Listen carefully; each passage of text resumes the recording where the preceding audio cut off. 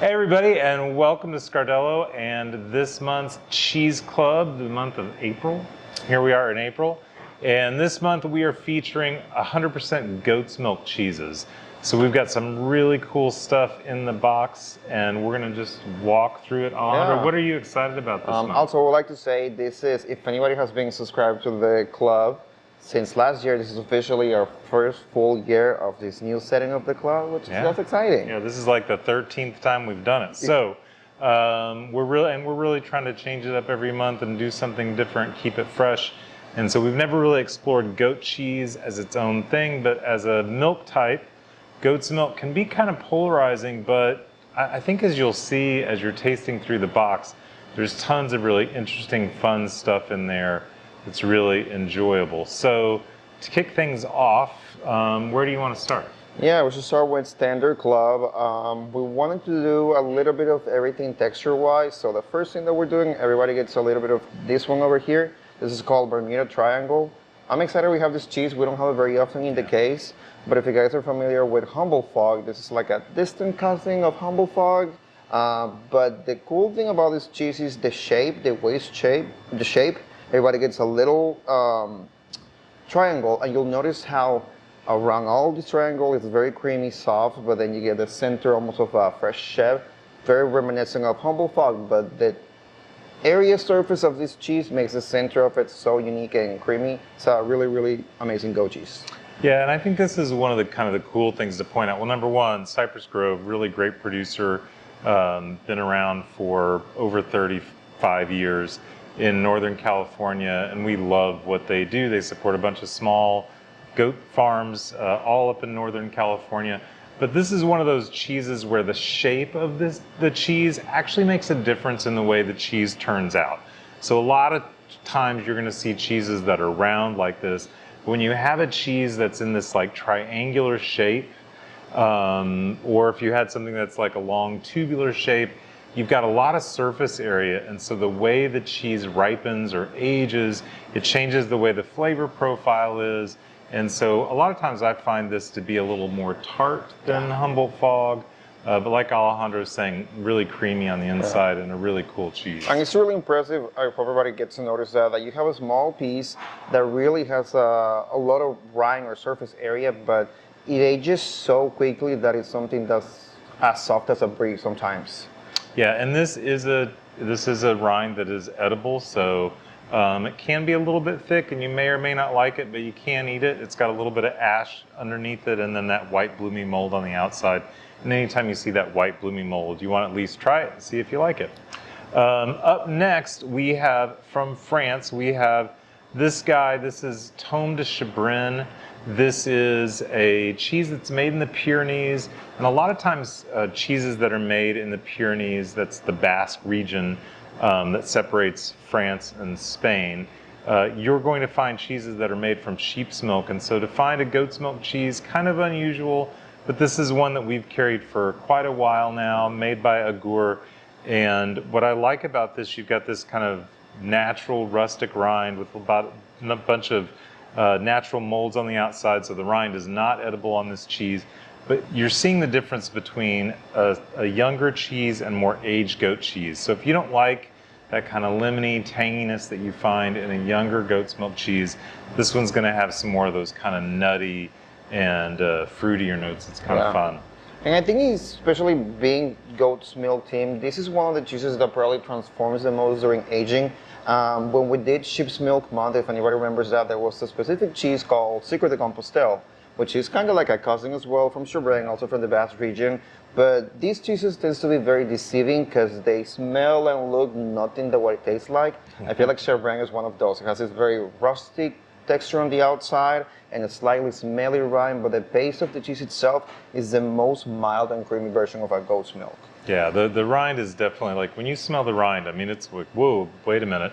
But like Alejandro was saying, like, flavor-wise, really enjoyable, pretty mild, just a really lovely, more aged goat cheese. All right, so Alejandro, what's up next? All right, the next one, we also have Pantaleo, this guy over here.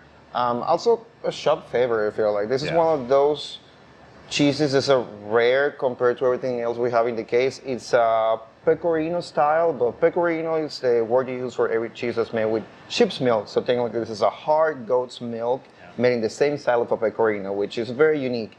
It has this salty, rustic, and granular texture, kind of like a grana style of cheese, but the flavor is so lemony and acidic and slightly salty that it goes so well with red wines, white wine. It's a great pairing with cured meats, and it's one that we have in the case at all times. Yeah, and this is one of those cheeses. It comes from Sardinia, which is where a lot of the Pecorino Romano, most of the Pecorino Romano in Italy is made today. There's only one that's made in the Roman countryside, which we carry as well. But what I love about this cheese, like, you know, if you didn't know it was goat's milk, you might even think it's sheep's milk cheese, just because, like Alejandro was saying, the flavor profile. But one of our favorite things to do with this cheese is to slice very thin wedges, you know, thin slices, and then take a really nice olive oil, especially when it's kind of grassy and green, and drizzle just a little bit of that on top. I also, one of the other things I like to do is crush up some toasted pistachio and sprinkle that on top. That makes for a delicious bite. So I highly recommend you at least try this with a little bit of olive oil. It seems kind of counterintuitive to take like a hard cheese, it's kind of oily, and add oil to it, but man, it's good. I think just the flavors of the cheese overall go really, really well with, like you mentioned, a grassy or a little more nutty olive oil, because it's almost like contrasting all these flavors that are already present in the cheese. It's a rustic and slightly nutty goat cheese, even though it does taste like a goat's milk. Yeah, and I would say like you could eat this rind, but I probably wouldn't, so stay away from that. But the next cheese we've got, you definitely want to eat the rind, and that is this kind of bright maroon colored cheese that we have here called Montasio Festivo. It's made right here in Dallas, Texas by the Mozzarella Company. The Mozzarella Company was started in 1982 by Dallas icon Paula Lambert, friend of the shop.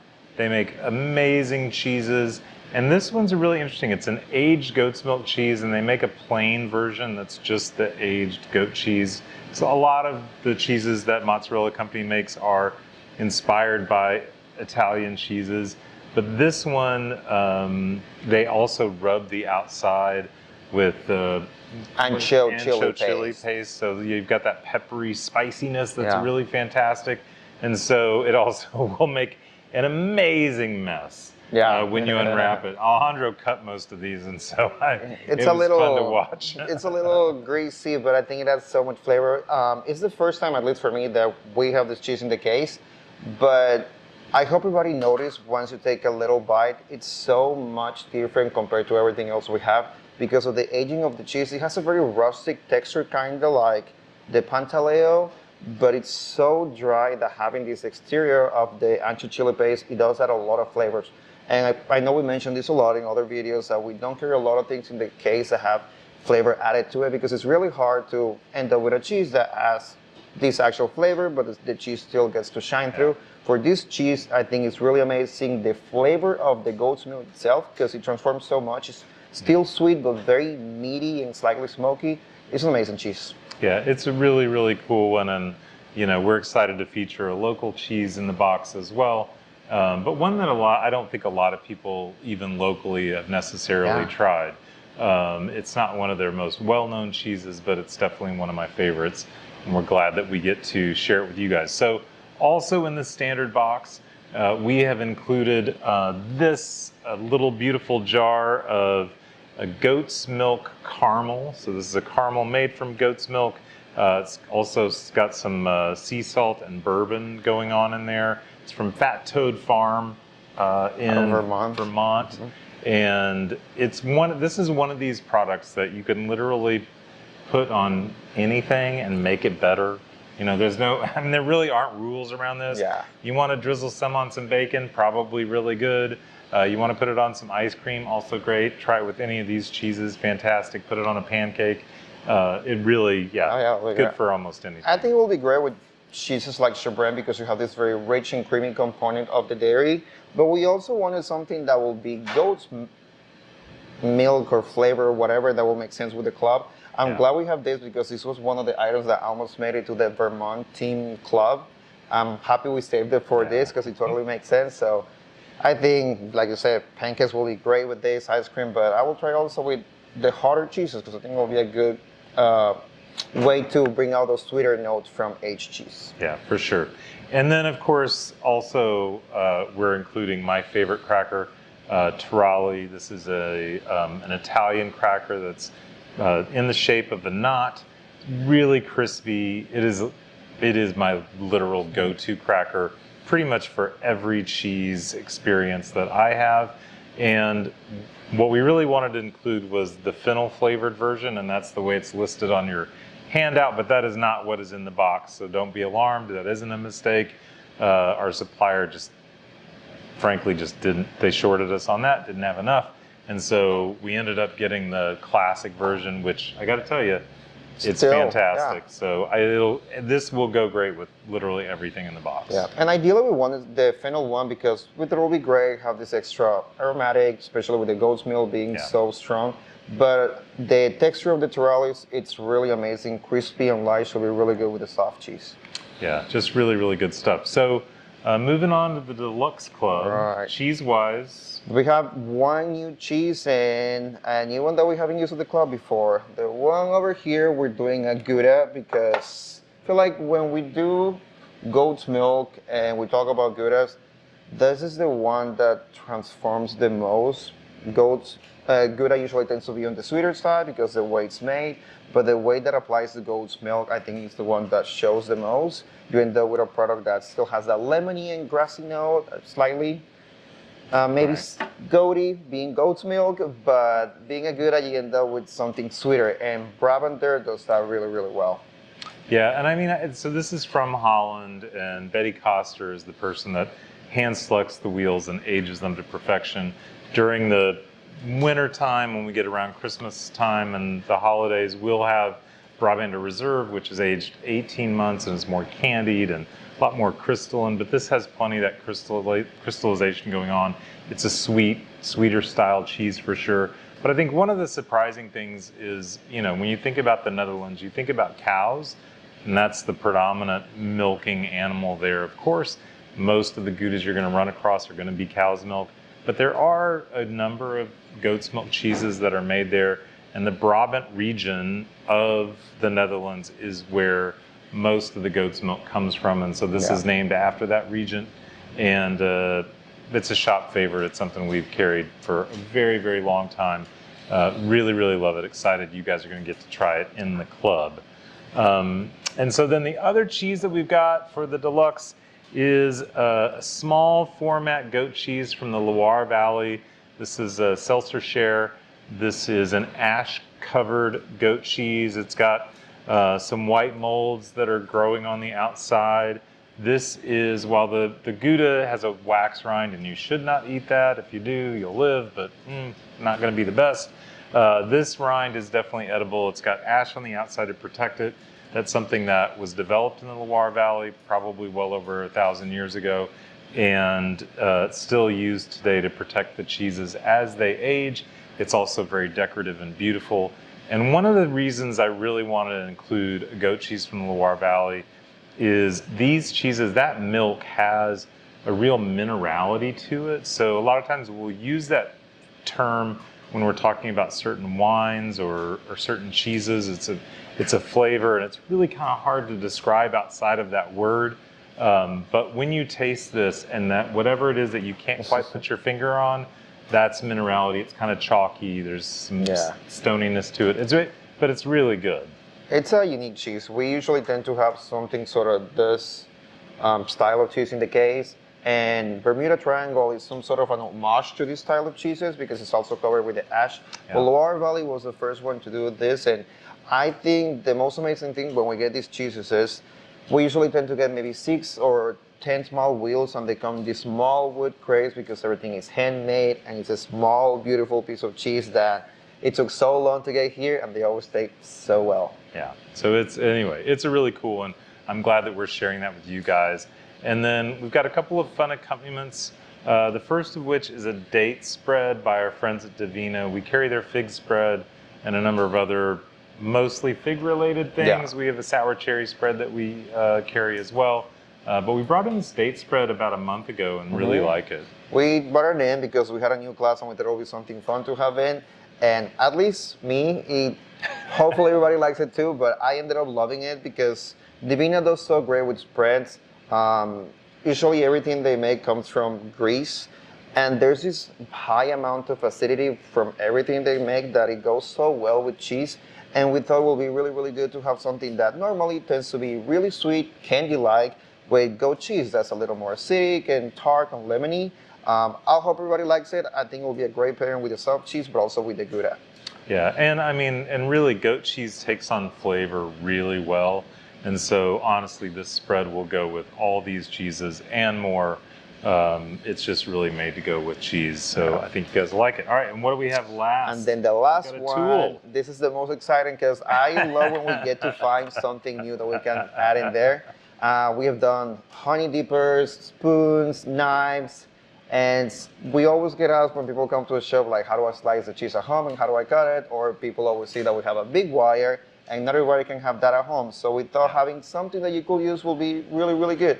And this is an adjustable cheese cutter, but you can get slices. This will be great with hard cheeses, but I think this is also something you will save and use through all the clubs. Especially when we do the Alpine Club that was for November. This is a great tool for those cheeses. You get to have thin slices to eat, but it's also really good for hard cheeses as well. It's something fun that I think will get a lot of use out of all the clubs, all the months.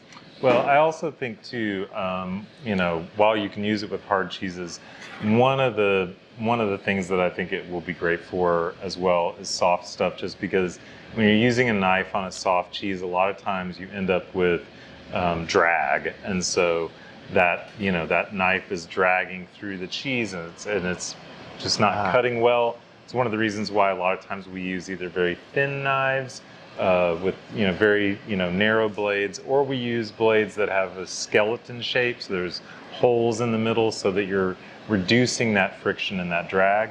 Having a wire allows you to go through softer cheeses and blue cheeses without dragging through them, and so I think that also can be a better experience as well. But we're excited to bring you something a little bit different. Hopefully you don't have something quite like that at home in your fun utilities drawer. So there we go. That's the club for April. All goat cheese all the time, which is very, very cool. We're excited about it. We also, coming up next month, we are going to be doing cheese from the Northwest. So Oregon, Washington, kind of that whole Northwest region. If you're somebody who lives here locally and you've got, wine added to your club, or even if you don't and you want to add wine to your club, I would suggest, like, if you wanted to do it for 1 month, next month is the one to do it, because personally, I think wines from Oregon and Washington are stunning, and we're definitely going to include some fun stuff if you've got a whiter or red wine selected for that. Otherwise, though, I think it's going to be fantastic. Thank you guys for joining us. Thank you for being part of this club. As always, if you have any suggestions, comments, things you want to see differently, please let us know. Just shoot me an email, rich@scardellocheese.com. It's the only one on the website. And you guys enjoy some goat cheese this month.